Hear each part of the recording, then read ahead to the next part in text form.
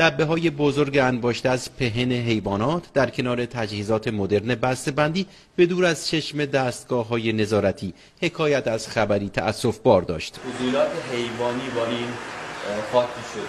اون شیره هم بهش اضافه میشه. تعدادی سودجو در یکی از شهرک‌های دامپروری دسفول مکانی اجاره می‌کنند و با مقداری اسانس و افزودنی‌های دیگر تنباکو با رایحه‌های مختلف و البته بازارپسند تهیه می‌کردند. این طعم 7 میوه‌شه، آماده استفاده هست. مقادیر زیادی توتون و تنباکو غیر مجاز به ظاهر خارجی که با فضولات حیوانی هم اینا درست می شدن توقیف شد. 4 نفر متهم در این راستا دستگیر شد. افرادی که اینجا کار میکردن کاملا ماهرانه در بسته‌بندی‌های شیک تنباکو رو وارد این جعبه ها و قوطی‌ها میکردن. نمونه‌اش ببین هم تاریخ انقضا